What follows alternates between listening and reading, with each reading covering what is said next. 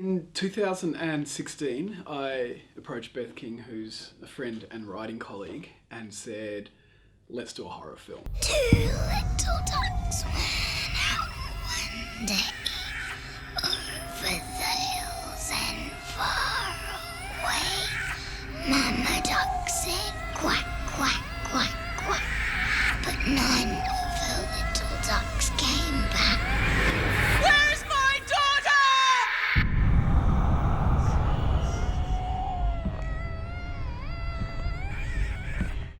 We both had screenplays in development for years, and I said, let's just make a really cool indie little horror. We were kind of going, should we do a short first and then try and make an amazing feature? And we thought, oh, let's just screw the short and go straight to the feature. We met then twice a week for about 2 or 3 months, and we didn't know what idea we were going to write. We just said, let's brainstorm ideas. So we just kind of started having workshop kind of sessions where we just tried to figure out what scared us. Touch points, I guess, of what scares me, I know, is like creepy children. Especially creepy children like laughing with mirth, and kids going missing. Her mother, Janet, made a frantic call to police claiming the 9-year-old had been taken from her bed. Looking at our favourite horror films and what it was about them that not only scared us but actually made them engaging as films in their own right. So we're a big fan of like The Exorcist, The Ring, The Grudge. We came up with about 7 or 8 ideas for feature films, and The Surrogate, or what became The Surrogate, was the one that we got most excited about. We can't remember the moment where we came up with the hook of the story, which is that the ghost rebirths. But we know the moment we came up with that, we're really onto something now. This is really exciting and fresh, because it's always about how you give the audience what they like in a genre, but something that was original. We just hadn't seen that idea before. To go through labour without being pregnant, it's unheard of.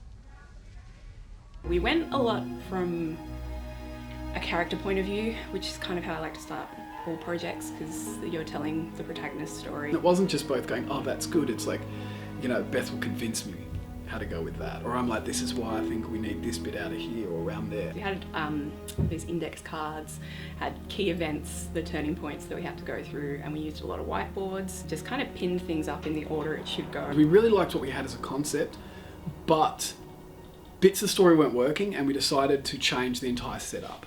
So we went back, and the original setup of the story was about a mother, so it was Nat and Rose, and they were going up to the country to visit their estranged mother and grandmother. But then we sort of thought about it and went, oh, it's not a very horror idea about a family coming together. So we sort of went, what about if it's a family getting ripped apart? Happy birthday, dear Rosie. Happy birthday to you. Dave sees things in the way a director sees, so he sees the shots and those kind of things in the realism of how we can shoot it.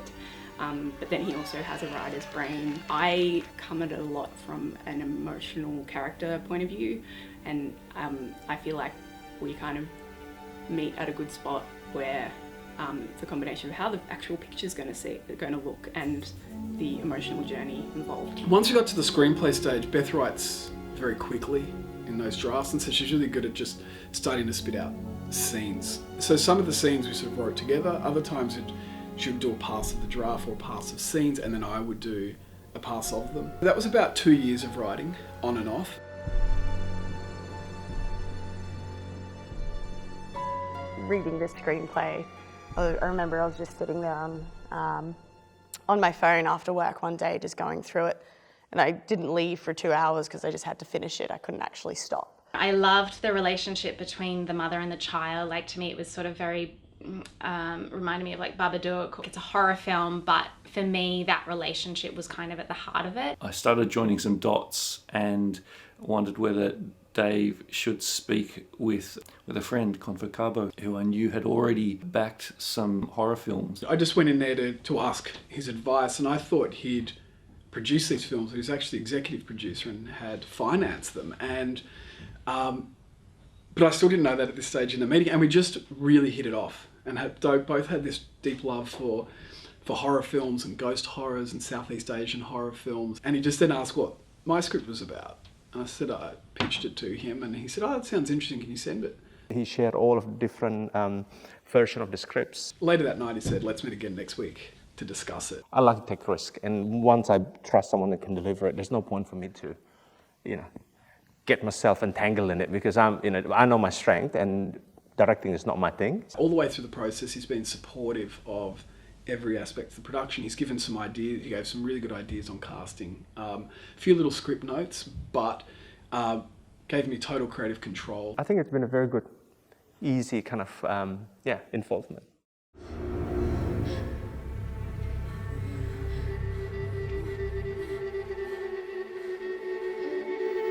I'd never cast children before, let alone directed them. And David told me, I said, "Have you heard of Don't Work with Animal Children?" I got 3 of them here.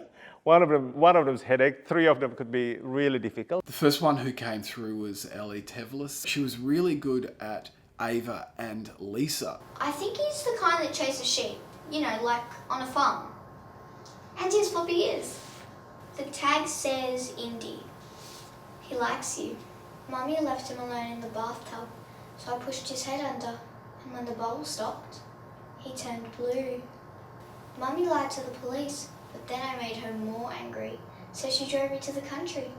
She understood the key aspect to Lisa. She's a child doing horrible things, but she's feigning innocence. And that was really difficult to explain to children. How do you explain to 10-year-olds irony? But Ellie just got that.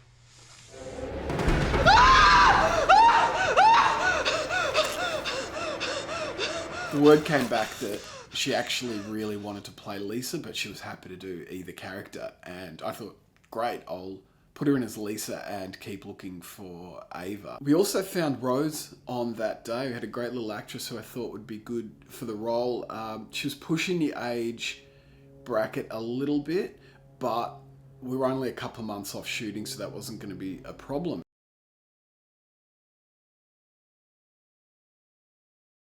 So when we went into the first lockup was one of the worst moments of my life, because all contracts become void in a pandemic. Those first few months in particular was a very long period. It was just like we might have lost the finance on the film, and it was terrifying because it might take another year to find it. It might take 4. It might not ever happen. I can't sum up how grateful I am that he sat out that period when the global economy's collapsing, and he could have pulled his finance but chose not to.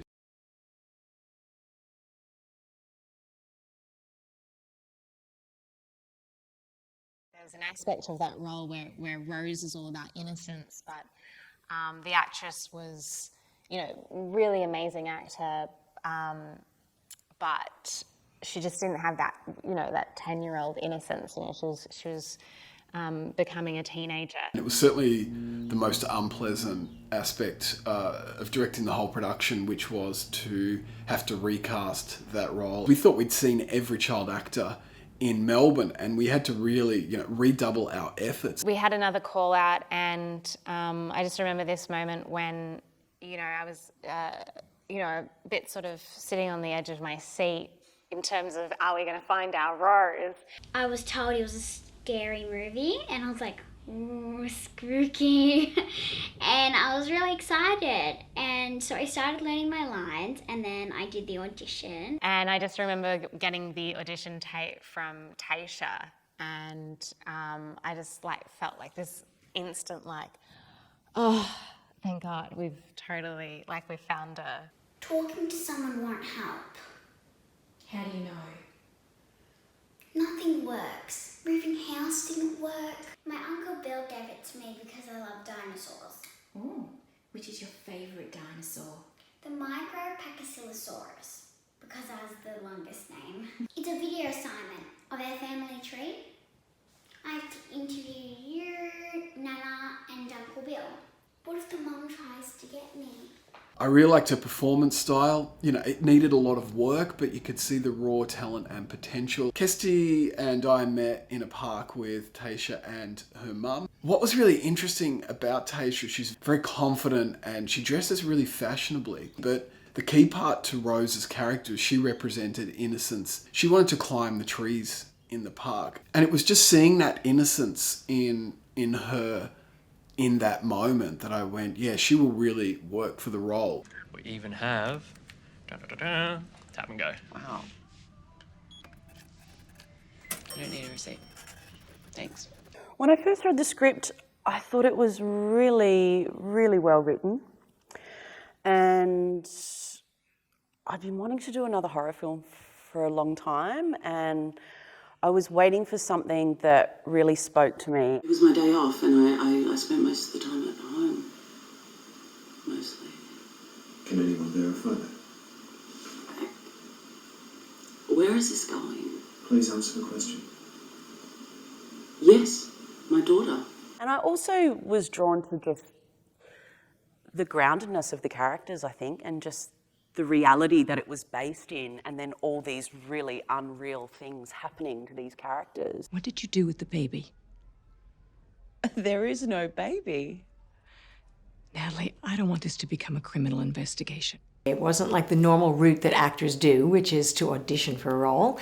So it was quite lovely. I was on a director's board of the Victorian College of the Arts, and on the board was the producer of The Surrogate. Yeah, so I asked her to be involved, and she wanted to see the script. I started to read the script, and I'm a third into it, I go, I really don't want to read this script because I'm so scared. And that was a really good sign. And she loved the script, so then we caught up with David in the cafe again. It's always through coffee. It's just the amount of coffee we consume is quite a lot. And the director approved of me, which was fantastic. And then I was offered the role.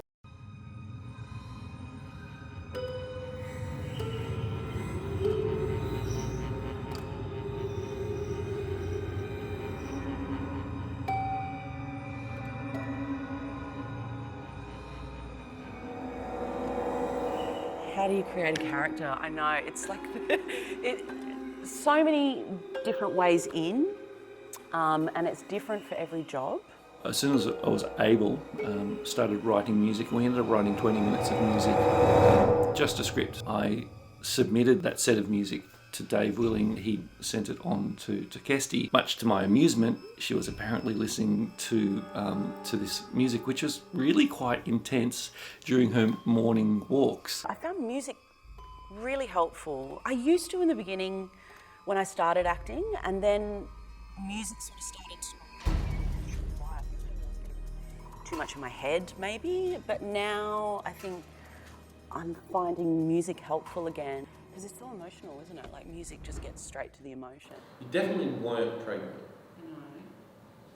I mean, I remember when you had Rose, you were a whale. I love rehearsing with actors, and everything I've directed, I've always done rehearsals. And with children, we needed to get them comfortable and get them as prepared as they could, because they all had really big, difficult scenes. Grandma, Rose? do you like sleeping alone without Grandpa? The thing is, with anger, it doesn't mean you have to yell it. So it can even be like, talking to someone won't help. Nothing works. Moving house didn't work. Because your mum's not understanding. Tayshia's role was really demanding. The best thing to do would be to get her in for a couple of days of rehearsal without any of the other cast members. I really wanted to make sure that it was like very simple for her, like she knew what the tone of the scene that she was going into. And then we just went through and did some line reads of each of the scenes that she was in, and I played all of the different characters. Close your eyes. Is it safe? Absolutely. How do you know? Well, the little girl, I know she frightened you, but she didn't mean to.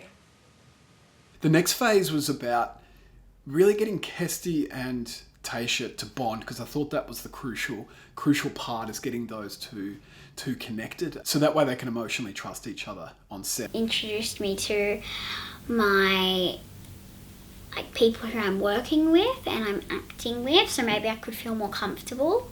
So I know, so on the exact day I have to talk to them. So yeah, it helped a lot. The rehearsal process was great, because a lot of those actors I hadn't met before, and I just met them for the first time at rehearsal, and it really struck me how good everyone was, and how different everyone's processes were. We would just go in and just have a play, and David allowed us to sort of play and play around with different ideas, and then we'd sort of hone in and get specific about things. With the 18-day shooting schedule, I didn't want to be burning a lot of our on-set time with trying to work out the blocking, and so we were able to nut aspects out of that. Where? I think it's a house. Stop. Keep your hand on there. Yep, and then you reach it out. She was in the darkness. Then she found you. But you're not the first. Not the first, and then next you. Come on. I'm sorry. Then on the day of the shoot, everybody was like super prepared, which you don't always get on a film. Sometimes you just have to show up. What's hard for actors is that some of them might only be in 1 or 2 scenes in a film, and they might only be on set for a couple of hours in total of production, and they've just got to drop straight in and try and pick up where the crew is at. And you know, that's a tough ask, and that rehearsal period really helped with getting them comfortable. So by the time they'd been on set, they'd already run their scenes with Kestie. Hi sweetie, Marita here. Can you prep one of our toe taggers for everything?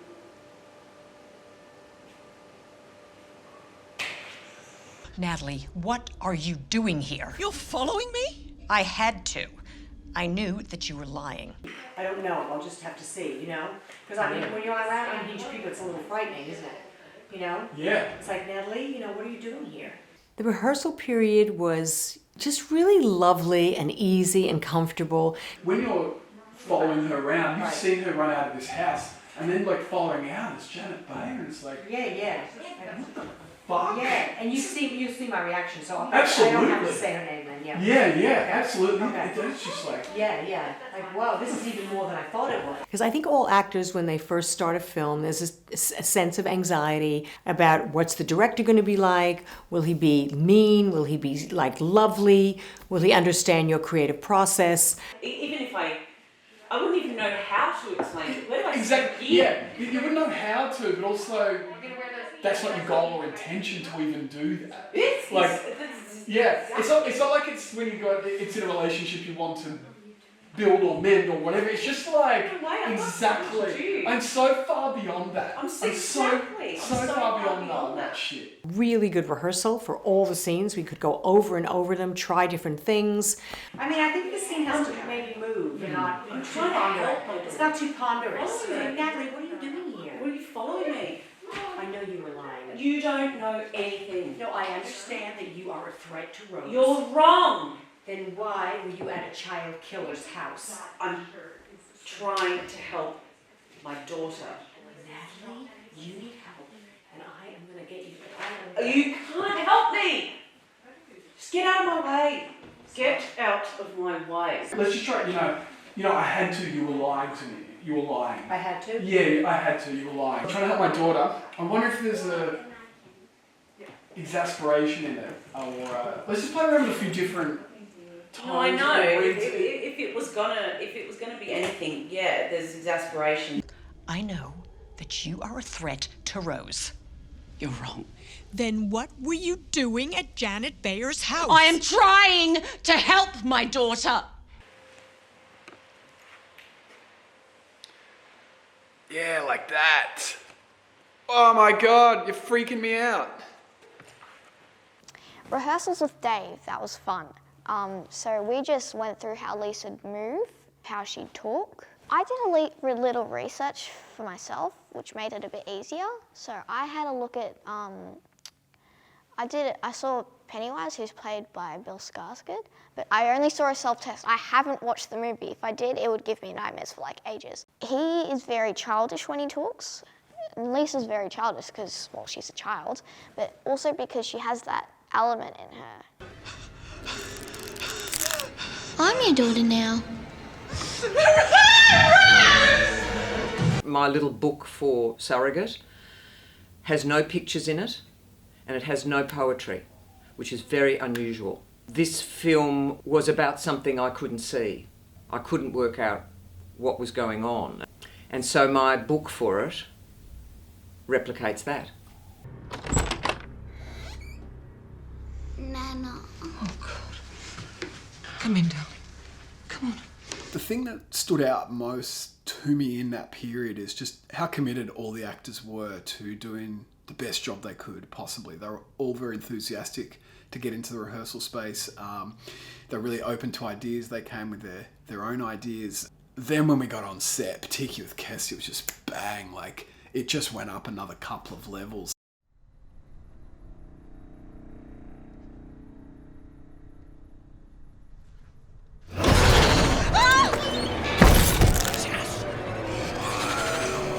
I mean, I'm not the biggest horror fan in terms of, it's not my genre that I normally watch, but I love the imagery behind Lisa. I remember getting up to like, it was pretty much the end of the script, and I put the script down to go get a cup of coffee or water, and the wind just blew all the sheets everywhere, and I got this massive cold chill, and I was like, oh, horror films.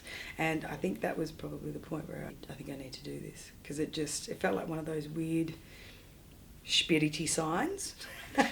The first main piece of direction that I gave them with the design on the film was that we need to ground the film in Act 1. It's an everyday, normal, suburban house, and then the audience gets lured in, and then you ramp up the horror. Rose's room was the very first room that we picked, that we started to design.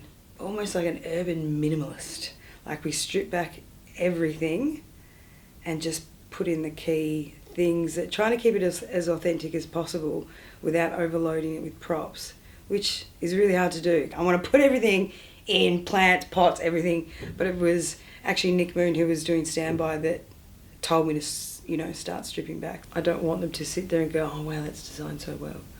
I want them to just go, oh, that's a house. Designing Act 1 was really about what does the house look like before Lisa is in there, and then after Lisa comes into the house. Act 1, all with practical lights, so everything was inviting, less shadows, less contrasty. Hitting Act 2 into more of a contrasty look, where we started to get rid of all of our practical sources, and now everything was lit mainly moonlight, or mainly by whatever you could see, if there was a torch or if there was a TV or anything like that. By the time we get to Act 3, we're not seeing any light sources at all. From a cinematography point of view, we started out with very warm colours. Then when we got into Act 2, we went from a warmer look to a cooler look. When we get into the final act, there's that misdirection at the start where Nat believes that Lisa has gone, and it starts off with that beautiful push-in shot in the bathroom, and things are warm and yellow again. And her mother was very sick. She couldn't love her children the way that I love you. But then when Nat steps out of the bathroom into the kitchen, we're back to the Act 2 look, indicating that Lisa is in fact still around. What do you mean? I turned my back for a second and Lisa drowned Liam. I lied to the police, but she wouldn't stop, so I drove her to the forest. You never turn your back. Because we had to reschedule and then reschedule and then reschedule and go through people's dates. Some of the cast and crew were contracted onto other jobs, and we would have had to replace them, which would have just delayed the film yet again and really damaged it because we had such a good cast and crew assembled. We actually only had 18 days to shoot the film. Shooting 5 to 7 pages per day, and they were like heavy emotional scenes, a lot of SFX makeup, children and pets, stunt coordinating. So many things could go wrong or could delay us. Every day we would have a major scene to shoot minimum, and sometimes 3 major scenes. It was very demanding. That physically there was a lot to do. They were long days and they were intense days, and I'm like crying for like 80% of it. She's loved by her daughter Natalie, her son William, and her favourite person in the world, her granddaughter Rose. What it meant is we had to shoot big scenes early on. Ideally, you want to start with some smaller scenes to ease into things, but on day 2, we had to shoot Rose and Nat in bed after Indy's died, and they're talking about loss and the death of the dog. Well, just because somebody leaves us, it doesn't mean they don't love us. This is a big scene for Taysha to be filming, and we'd stripped the crew back. I think there was only 6 of us in the room, and try to create as intimate a space as possible. We're going through doing takes, and she was getting emotional, but not as much as I needed. And I was trying, every trick as a director, and I realized at a point that she was self-conscious, being around these adults and crying. The really big concern was the next day we were shooting the final climax scene. By the sort of end sequences of the film, it's high energy, it's deeply emotional, it's, out of control. And if she can't get to that point, like we're done, the film's sunk at this stage, because we're just not going to have the emotional climax. I was lying in bed awake, racking my brain on what we could do. We come to shoot the climax scene, and there's a real tension. Is this going to work? We sent Taysha off to a room with her mum just to have 20 minutes of quiet time. I said to Kestie, just lock eyes with Taysha and really engage with her. Don't worry about the camera or anything like that. We're just going to roll, but you're going to get as much time as you need to get into that scene. And my hope was that emotion, they would just bounce off each other. We set them up on the ground. We started rolling camera, and I just sort of said, when you're ready, girls, go for it.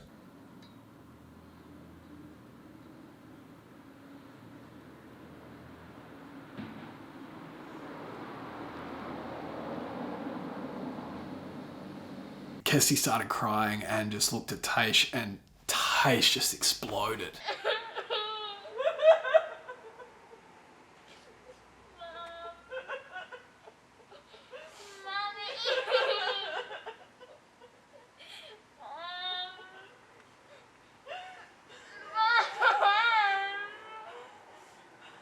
And we're out on the street, and there was just big loud car at like 11 o'clock at night, waking up all the neighbours. There's actors screaming, there's children crying, there's 2 cameras, and there was just so much going on. Action! Get out of here!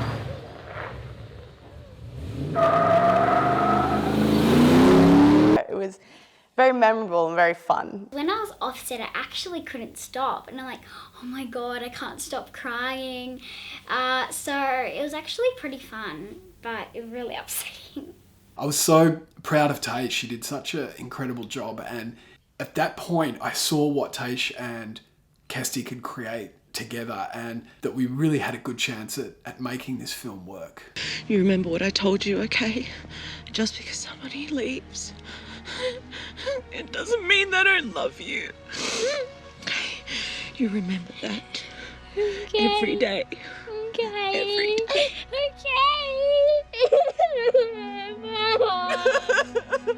Don't leave me. What a little firecracker. I mean, she was wonderful to work with. Kept me on my toes in the scene. I never knew what she was going to do. Everything always felt spontaneous with her, and you don't get that from a lot of, adult actors. Like, it was always felt fresh. It always felt connected. You always felt like she was having fun with what she was doing, that she really enjoyed acting. We would buy each other little gifts during the shoot, and one of the things she bought me was a stress ball, because she thought I might need it. And she's so funny, and I just remember her just walking past me one day, just going, your stress ball's over there.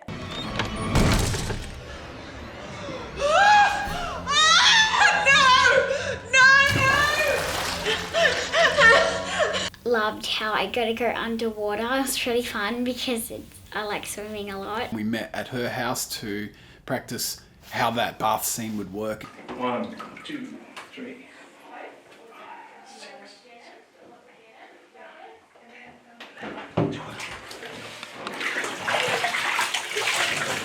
That was ages. That was really good. That's really good. Good work. Really good.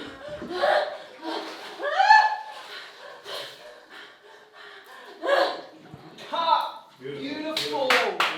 Great work, everyone. Where did you get those bruises? Lauren was really there to explore the abuse of a child. It was definitely a role that I have never really played. She wasn't a glamorous person. She wasn't a person of wealth.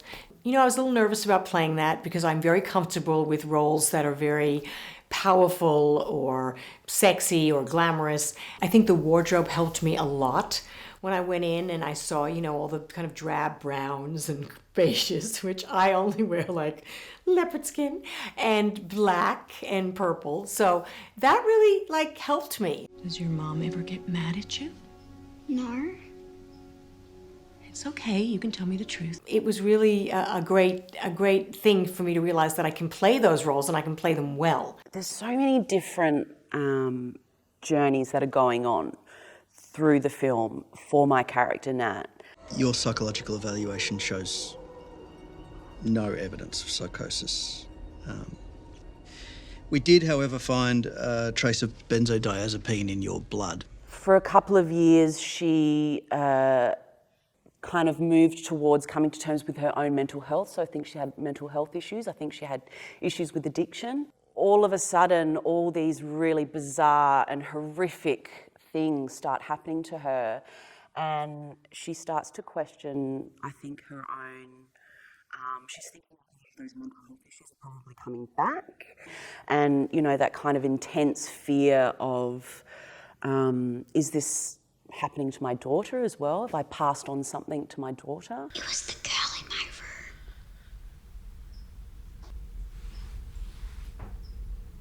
What girl? I don't know her name. Hang on, maybe She comes into my it's room not sometimes. me. Maybe it's not my daughter. Maybe, just maybe, we're actually being haunted by something. I think there's something in my house. I must say, I've never done anything as grueling. I'd look at the call sheet and just go, oh wow, okay, this is what I have to do today, and just so much emotional stuff. At one point, I took a few people from the crew aside and just said, look, if it looks like I'm not having a good time for the next week, it's not that. I just really need to sort of stay in it. It was too hard to switch from, you know, happy-go-lucky Kestie to Nat, who was going through like the worst days of her life. Not only was she perfect for the role, but all the range that was required across the film, she managed to get up for all of those scenes. I would always go back to the script and just kind of clarify what I was doing.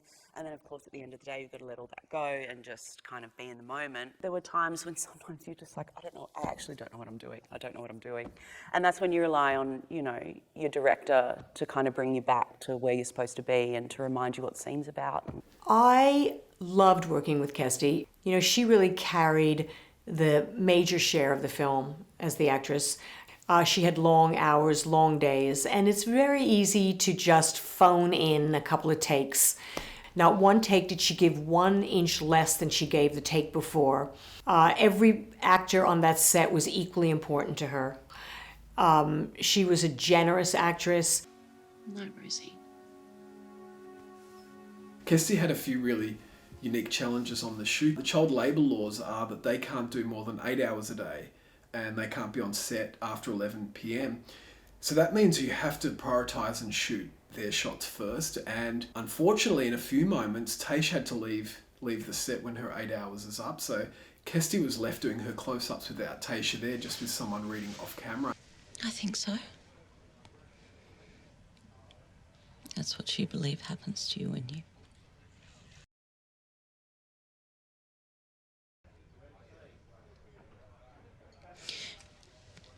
Do you want to talk to someone about it? It's a real testament just to her professionalism and her ability and skill as an actress. Get her out of here! Beautiful, thank you, Miss Morassi. Dave was awesome. Dave and I get on really well. He's like a big kid. He gets so excited about things. He's so enthusiastic about what he's doing and the story and, you know, the genre. I think he's really kind of knowledgeable about that genre, about the horror genre. And, you know, we had a lot of time just talking about the script and talking about, like, different films that we love and We'd give each other references, film references. And again, we had quite a bit of time to prep before we started filming, which was great. So we got to know each other and feel really comfortable with each other. His enthusiasm on set was really contagious and set a really nice tone. He gave me direction on little moments. I love that David really knew what he wanted, and he was able to just ask for that. And you know, if you're an actress and come very prepared, then you can just go with it. Cut! Beautiful! Ben, that was some fucking great camera work. Ciao. Awesome.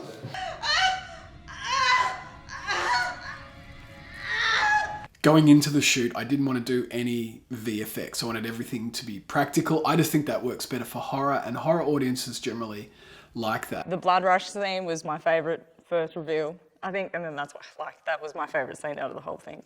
We put so it'll sit like this on her, around her stomach, and then this will cap the goon bag, which will hold the blood. So she'll just push on that and it'll pop out. So you'll probably see that between her legs, but it'll be covered in blood. We didn't test it on Kestie until the night before. So it was really, I don't know, nerve-wracking moment for me. When I did it with the water, it kind of looked like I was just peeing. So I was like, all right, well, I don't want that. Ooh.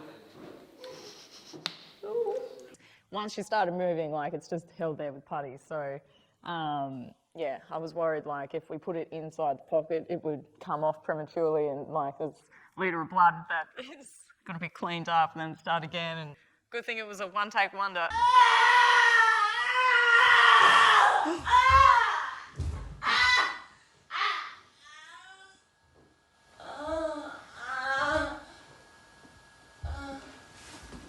Cut! And it worked perfectly. It was awesome. That was probably one of my favourite scenes to shoot, just because of just the imagery of what we could get. I loved it. I loved it.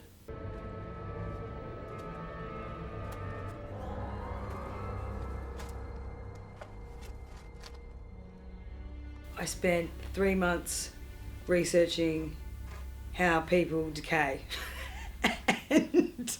And there's this wonderful, wonderful website. It's almost like a farm. They put their bodies in their ground, different environments to see how they decay, how the fabric decays, how the skin, sort of wastes away, what happens to the organs, really honing in on, the timeline of how far along her body would have gone, being under the house and all that kind of stuff. So after we figured all that out, I went to a Halloween store and bought a little skeleton, bought a kid one. And then we covered it in sort of like a paper mache, painted it skin tones, and then I went and got a whole heap of pig guts. The first layering went on a month and a half before we started filming, and then every 4 or 5 days you would have to put on another layer, sit out in the sun, another layer, and put cow hair or tail hair in amongst the wig. And then when we got to set, we dressed it with the amazing blood that Renee made, and it was horrible. I've got it in a storage unit at the moment, and I had to give a heads up to the guy that owns it, just in case anyone saw me bringing a dead person in and out. So he was like, can you show me the dead person? I'm like, here you go. Lifted up, and he's like, okay, now I know. We kind of strayed towards more Eastern cinema, how they've sort of done things like Ring and The Grudge. And Dave and I were discussing quite a lot about how we wanted to approach each character's perspective in the film. Placement of the camera became really important.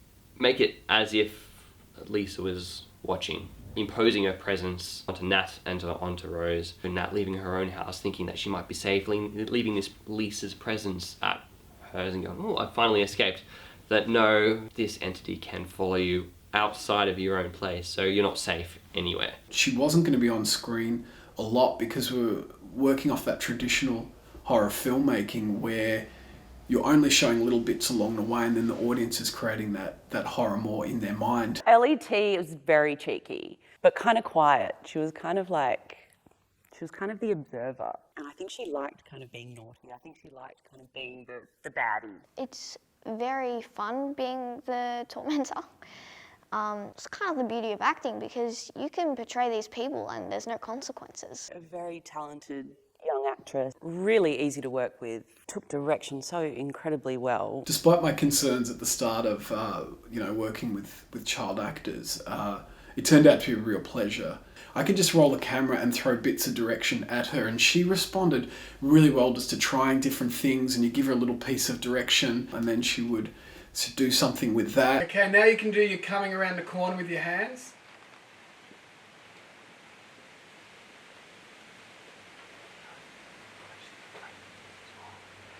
You can do your head tilt. Oh man, I'm loving that. You can do one more of whatever you like, something totally new.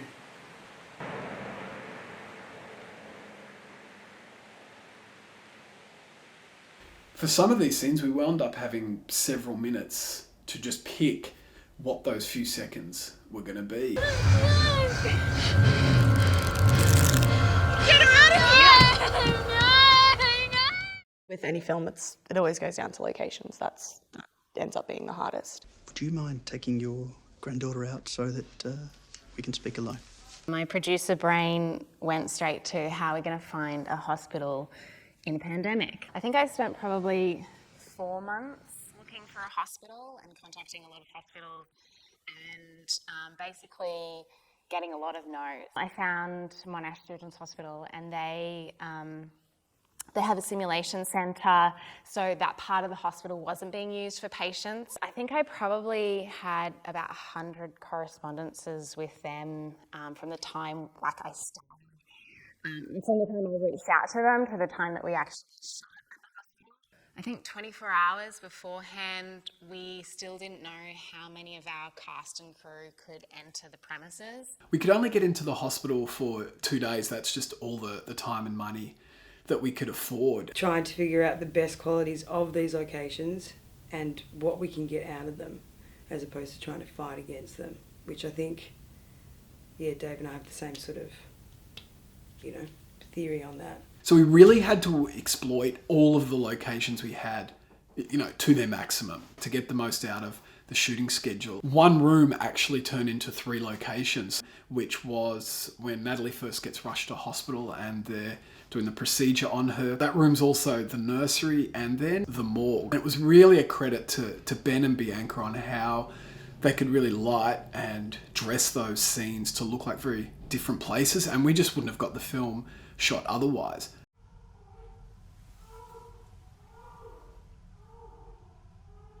It was right at the end on the second day. We still needed to see Natalie walking down the hall, and it was going to take her an hour to get all the blood off her and made up because we had just done the operations scene. We ended up very quickly, there was just 4 of us went down there and walked the camera behind her. There's something really compelling about her entering the frame and then just following her.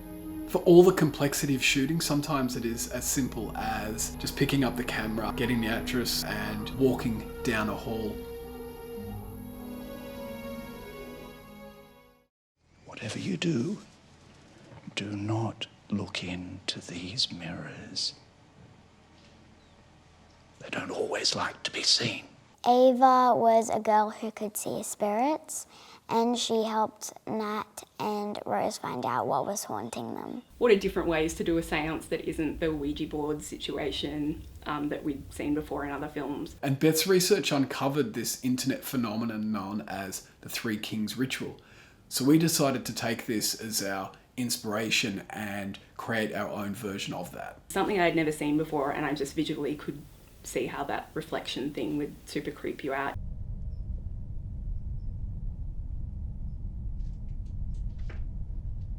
Ava was a really demanding role because the seance was such this key set piece in the middle of the film, but it's a really long scene with not only a lot of dialogue, but there's lots of physical stuff going on and lots of dramatic shifts in emotion. And we hadn't found someone who could do what I required. And then a suggestion came from Harris Fazlick, who was one of the producers on the film, and he suggested Ellie Stewart. She was off script for a 5-page scene, and she just completely commanded the whole room. The rules are, I will look when I want to. I will look when I want to. I will look when I want to. Stop! Ow, you hurt me! That wasn't very nice.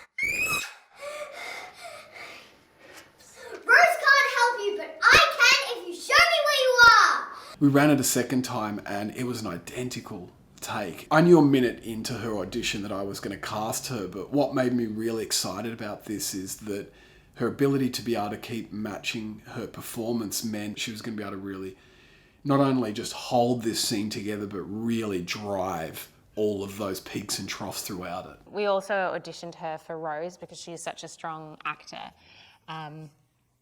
But she actually really wanted Ava. She didn't want Rose, and Rose was the bigger role. Hello, Natalie. The seance was really cool, just because of so many different aspects that had to go into it to make it work. It was also the only day that we were shooting one scene. It is a 5-page scene, so still a pretty hectic day. David explained to me how to go shoot it, and without the CGI and things, so it'd be great to see that just pure camera play. I sat down with our art department crew and we're like, you know, we sat there with a chair and we're like, okay, this is what it needs to do. And we literally like moved it up and down and did all these things with it.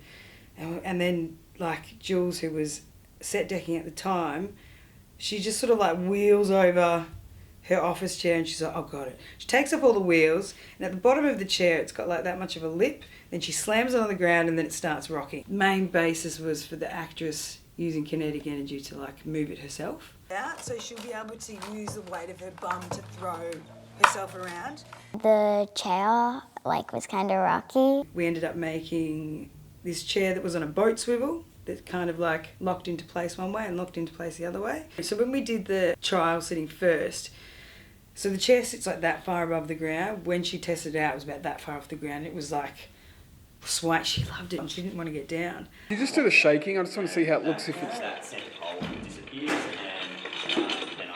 It was kind of like being in a roller coaster. Look, I want to be your friend, but if you keep...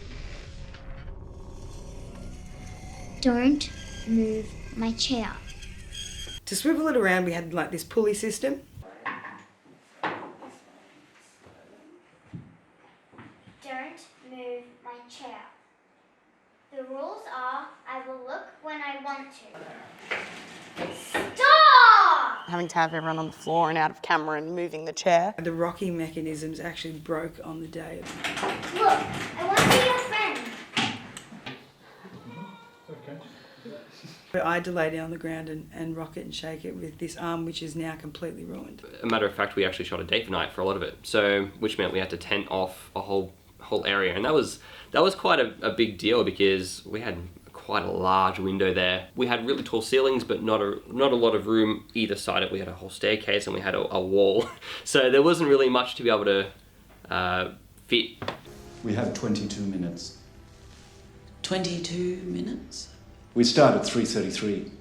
How can we do certain things in the film that are not the traditional way that you would shoot them? So we're not going to cut back and forward between angles. And Ben had a great idea when we were rehearsing and blocking the seance. And he suggested that the camera be outside the hall looking down towards Nat as Malcolm is explaining what's going to happen. Ava uses these mirrors as a bridge with the afterlife. If a spirit reveals itself in her right mirror, it's benevolent. If it appears in the left mirror, it signifies evil. We had this risk of the scene was written where Malcolm is pointing out the left and the right mirrors and the setup, and we didn't shoot any of that. And so we were very much committed to what we shot had to work. This is dangerous for Ava.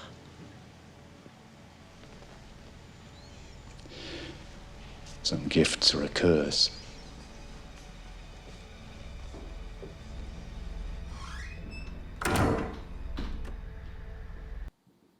Cut, beautiful. Awesome. As much as we can move on, yes. All right, that's lunch, guys. Excellent. Hallway. So Ben, that was a very good idea that worked perfectly. Thank you.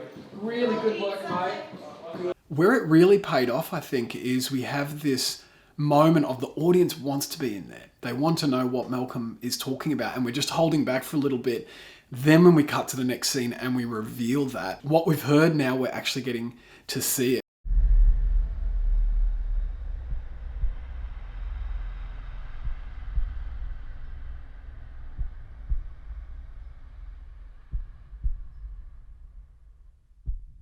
we were shooting half of the day this way and then half the day the other way.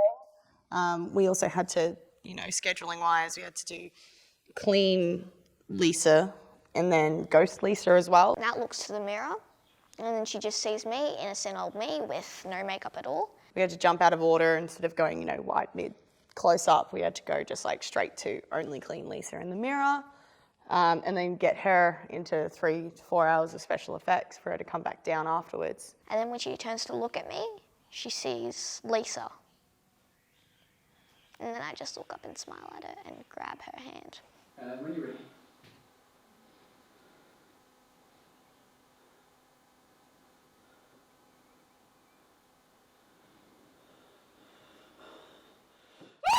Oh, sorry, I just made it. End it! End it now! The game is over! The game is over! In Ava's perspective, it would have been like pretty scary, but I thought it was pretty cool.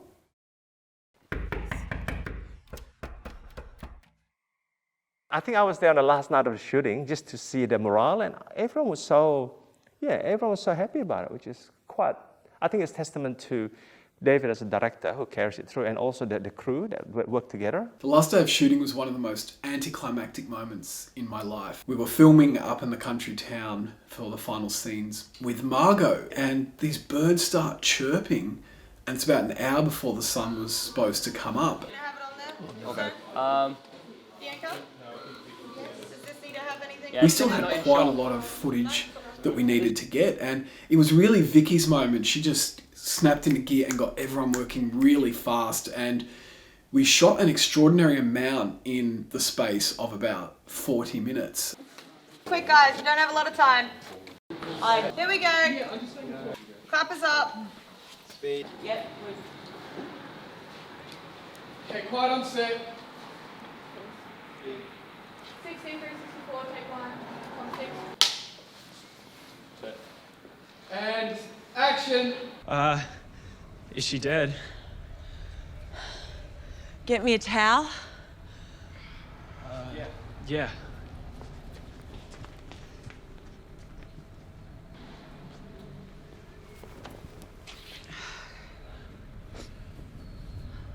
We still kept filming when the sun came up, and it's a real credit to the lighting crew, because when you watch those scenes you can't tell that the sun has come completely up. It hit a point where we just had to stop filming, and it was such a disappointing moment because for 18 days the crew had worked so hard and had done some really long 15-hour days and had accumulated an amazing amount of footage across that time, but I felt like we'd fallen short by a few shots despite all of that hard work. See, but yeah, both shots were in the same direction.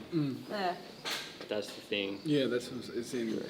Yeah, it's going to be very jarring. My concern was that it was only 5 minutes into the film, and if you have a clunky scene early in your film, then that tells the audience that it's not a very good piece of filmmaking, and an early clunky scene would undo what I knew was going to be a lot of great scenes after that. What we needed was check into that. I'm going to call a wrap. Yeah, you do that. We'll keep talking.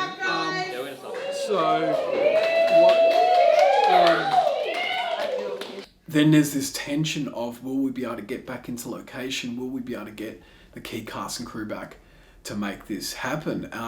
So I walked off set really happy with all the work that everyone had done, but I just couldn't celebrate because I didn't have the film at that stage.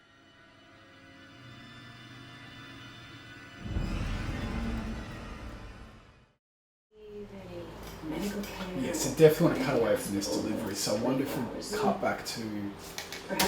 I give the editor a first full cut without any notes from me. And that's really just about seeing what the editor comes up with, what their interpretation is, and hopefully cutting some scenes in a way that I hadn't conceived. Matt's really dominated. So especially the first scene around where she's being interrogated. Considering that the screenplay was only 82 pages, it was surprising that the assembly edit came in at probably about 2 hours and 10 minutes. Your first cut is always going to be the longest cut, but it became clear that the edit wasn't going to be just about perfecting scenes, it was also going to be about really tightening that story up. We were going to have to cut a good 30-35 minutes out of the edit. That was achieved through tightening up existing scenes, but we also cut about 7 or 8 scenes that were shot.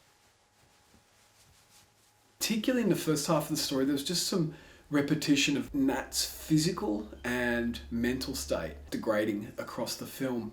Looking at certain scenes, some were just stronger versions of that. From a story and a visual point of view, it was really important that we see her nails dying across the film one by one. But some of the other body horror wasn't as necessary. There's a scene just after she has her shower when she gets home from the hospital and she's toweling her hair down and her hair is starting to fall out. Another scene we cut, which I really liked, it was a oneer. This is when Rose comes bursting in on Nat, who is still exhausted. What? Can I interview you now? What? For my assignment. Not now. But I have to finish it. I said not now. The scene works perfectly. I actually loved it on the day. I love the camera position. I like the performance. Looking at the totality of what happens in the story and to Nat, seeing that she's sort of tired and struggling to recover and, you know, short-tempered with Rose, just didn't seem as important or needed. She's insisting there's a girl in her room. Well, I've never known her to lie.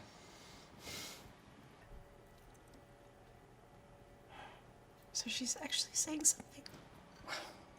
She's been through a traumatic experience. This scene was in the film, then it was out, then it was back in, and then it finally went out. It's so beautifully acted. I love the way it was shot, and it's a moment where Nat is contemplating and grappling with this idea that perhaps Rose has some sort of serious mental illness going on. Have you thought of taking her to someone? Yes. Actually. I just thought that having 4 scenes back to back of 2 actors in a dialogue exchange would just slow the pace of the film down, but also might just be stepping a bit too far away from the horror genre. At this point, it was really about let's ramp up the horror thriller aspect of the story. How am I supposed to handle this? Sorry.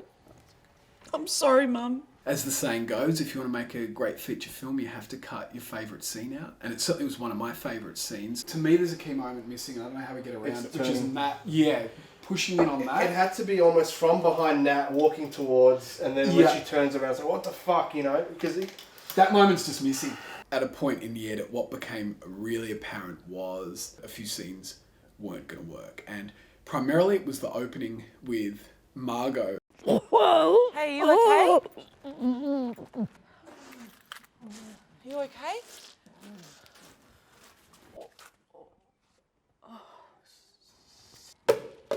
We got a small crew about 4 or 5 months after the shoot, and we went back up to the country town, and we just had to get 4 shots done for the night, and we could only get some of the cast because other people committed on other projects. So it was actually Beth and I standing in on those scenes.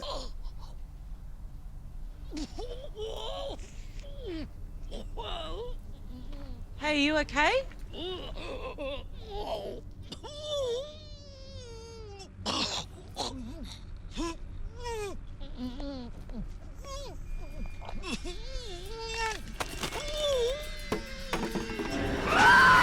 We also realised there wasn't a good shot of the bruises on Rose's arm, so we had to do that shot as well, and that was actually just done in the petrol station. And then, you know, just a couple of us went around to some hospital locations, filmed the exteriors so we could insert them across the film to really sell the idea that even though most of the hospital scenes were in the same building, they feel like they're at very different locations.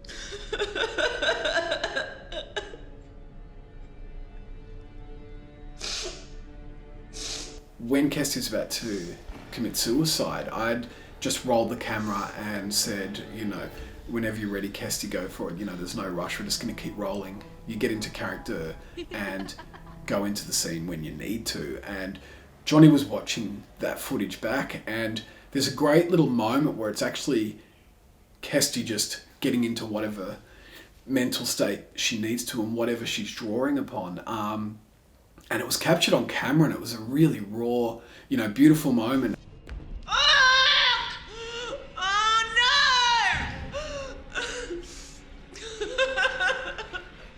And Johnny said, how about we just include this in the scene, which I thought was a great idea, but given the circumstances of how that had been captured, I called Kestie up and told her about it, and she said, is it working?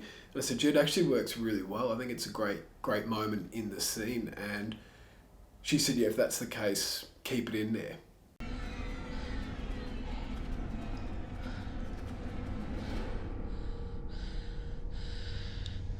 That's how you do it. You're a parasite. I'm hoping that we can subtly set up a scenario where the audience will subconsciously feel like there's a bit more disconnect between the two of them. Yeah. And then also when Lisa tries to kind of force her way into the situation. I'd known Mark since I was in film school. For many years we've talked about how interesting it would be to compose some of the score before the film actually even started. Mark went away and came up with about 20 minutes of demos, and I was blown away by them. They were extraordinary, and some days I would play them on the set just to set a tone and a mood, but also give the production a confidence of this incredible score that we're going to have accompanying the film. Dave really wanted to avoid jump scares. His music would just lift it up to a whole other level, rather than create the horror. And I really wanted to avoid having our audience feel like they're being told what to feel and when, and anticipate, oh yeah, here comes the scary scene, or here's the not scary scene, and we could feel that even before it started. Find the right moments to make statements that didn't lead us as audience, but agreed with us once we'd already come to a conclusion. Tinker.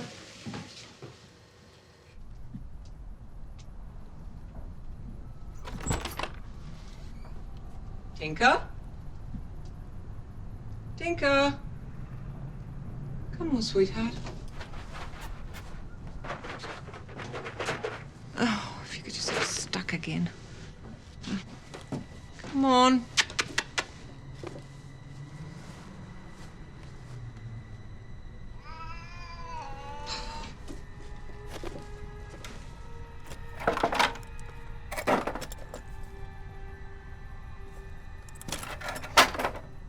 To me, it was the perfect definition of collaboration between a director and a composer. There was moments when he'd put in some music cues I wasn't certain about.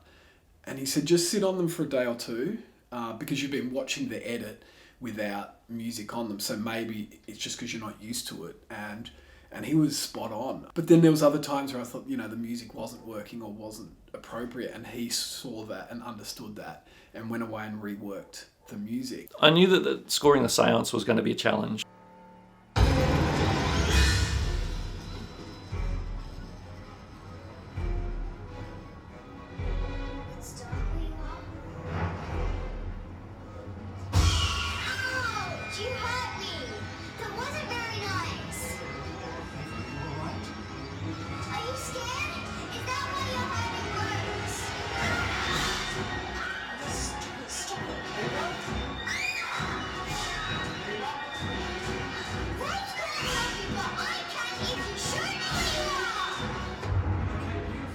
The initial draft that I did, it was great fun. The music got to say everything. He'd written this incredible score across the entire scene, but I felt it was just too climactic. From my perspective, it's a shot in the dark as to how much energy or how much intensity. So really, we've gone to 11. Yeah. It's easy enough to pull it back than to try and crank it up. So. Absolutely. And part of it is it's just some certain instruments coming out in those moments. And I think there's a bit where it's almost like that intensity or whatever is Act 3 when Nat finds Rose bath or Lisa in the bed, because that feels like it's a lot more up there. Yeah. So we paid it back. I was really happy with the result. We presented, and it's like, oh, that's cool, but let's pair it back some more. At which point I'm thinking, oh my goodness, there's not going to be much left here. When Sash was working on the sound design of the scene, one day he sent me through a version of it, and I was watching the scene, and I didn't realise that he'd pulled most of the music out of the scene. You don't want to show me where you are?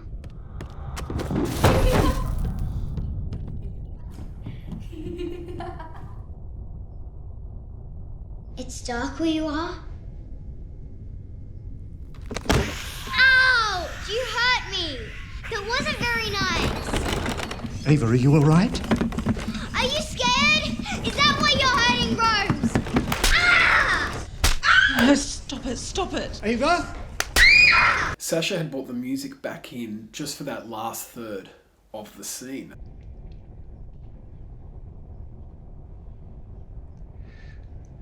Natalie, walk towards me. Ava, are you sure? She's trying to show me.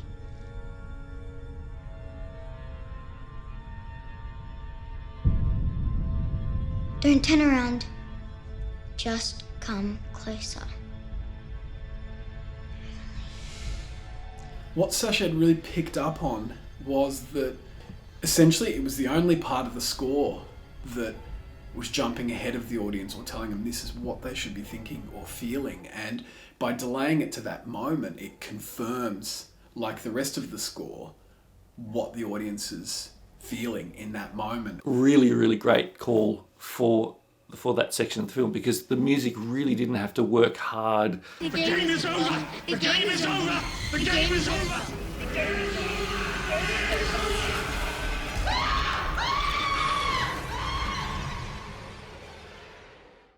Particularly the top left frame. Yeah, I you really like that. Yeah, I really like that look. Just get like a bit of a coolness to it. I knew the grade of the film was going to be so crucial in creating that horror feel. At a lot of the Q&As, we always got questions about, oh, was it really traumatic and scary for the children? But if you have a look at the raw material versus when it's graded, it's actually quite light on set. And even at some points I said to Ben, I'm like, oh, we're going to be able to really, pull this back down and make it a lot darker. And he assured me that we could. Where is my daughter? I'm your daughter now. One of the ideas I had was that perhaps we could play around with the quality of daylight before and after Lisa is in the house. Tim, the colorist, said that people have what's called color memory, but we can shift and play around with things a little bit before it starts to look like it's actually an error. There's a scene in the kitchen in Act 1, and then there's another scene in Act 2. And if you take an image from each of those scenes and put them side by side, you'll see that there's a very distinct shift in the look, tone, and feel of daylight in the house. For quite a few of the iterations of the script, we were having Nat try and figure out a way to kill herself in a secluded area so that the ghost couldn't be passed on. We were going through these different ideas on how to climax the story. Beth had always had this amazing idea about her feeding the ghost. What does she do differently that Janet didn't do in order to solve this problem? And the thing was, Janet couldn't mother her own child because she was so horrified by it. Nat had to give up Rose and then move up to this country house that her mother had originally been in and mothering this ghost. Then the logical difference for Nat is that she could actually mother this horrific, evil ghost child. There's still something not hooking or driving all the way through. And then it occurred to me, and I sort of said to Beth, I rang her excited one day, and I said, well, why don't we tie in this video diary? Who is in your family? Well, our family's pretty small. So rather than her feeding the ghost at the end, it's this message that she's giving to her from this destroyed world. And that's when we're like, and now I've sort of got goosebumps thinking about it. We're like, wow, that gives us everything we want in the end. Hi, Rosie. Hi. Happy birthday. My 10-year-old girl. Once you've got a part of the end, you can go back and rewrite it. So that's when I said, let's open on a birthday. Happy birthday to you. Happy birthday, dear Rosie. Happy birthday to you. Hip hip. Hooray! Hip, hip. Nat also has to trick Rose into the reality of the world that she's living in. I was watching the final shot back when it pulls out to reveal Nat is in this hell world, and I said to Tim, is it possible that we now shift the grade within the shot? And so we go again with this transition of bright, warm, happy world into Lisa's in the world, and it's dark and cold. And Tim said it might look like it's an error, but we can try it. I was going to say, you can almost get away with it because then you see Lisa. And it's like, you know, once we start pulling back and it starts to, she's invading that space. To the moon and back.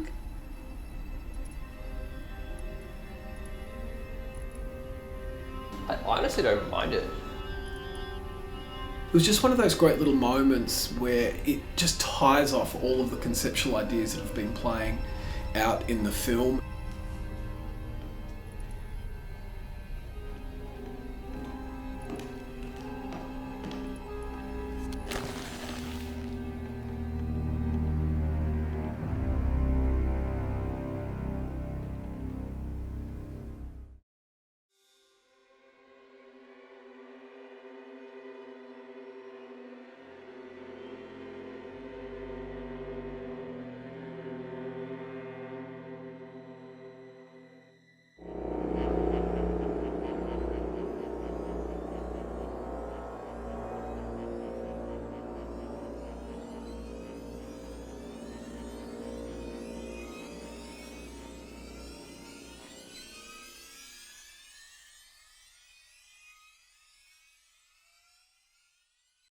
I hope the audience will be scared, for one thing. I mean, it's a horror. I want them to be terrified. Cut, great.